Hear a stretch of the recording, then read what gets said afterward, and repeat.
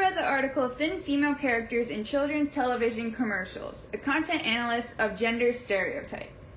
It is about gender stereotypical portrayals of thin female characters in children's TV commercials.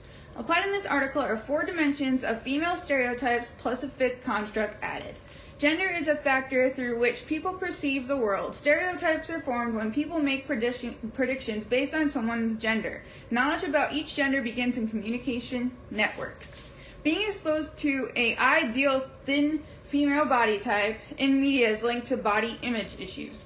Exposure to this body type is also one of the reasons why gender stereotypes are formed.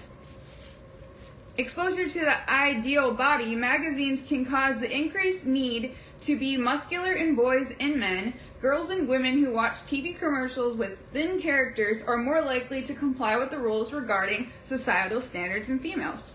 Children can also learn stereotypes regarding gender standards of beauty and behavior through forms of media.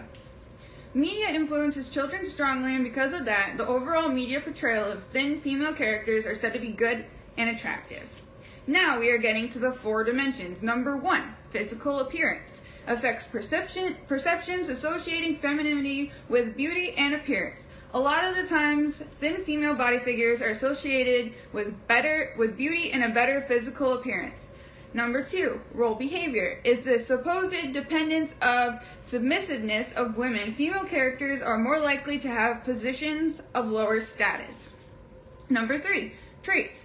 Is another main component. Men are considered more domineering, aggressive, assertive, less anxious, etc. Women are more affectionate, nurturing, gentle, tender-minded, etc. Occupation is number 4. Children are said to learn at very young ages the certain jobs they should do according to their gender. For example, women are more likely to be homemakers and not professional and they not work at professional jobs. They are also more likely to be seen doing service jobs, clerical, etc., and advertisements.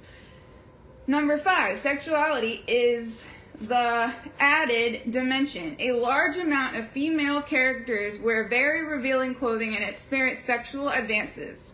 They also may be more sexually objectified and may demonstrate more sexual alluring behavior in music videos.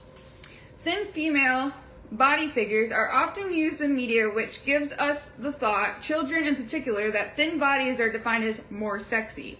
Now moving on to the next topic, coding sheet development. Body figure was coded in 3 categories, thin, average, and large.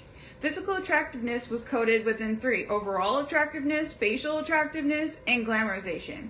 Traits have 5, warm, gentle, emotional, weak, and kind. The categories for occupation were homemaker, professional, entertainer, athlete, blue collar, and others.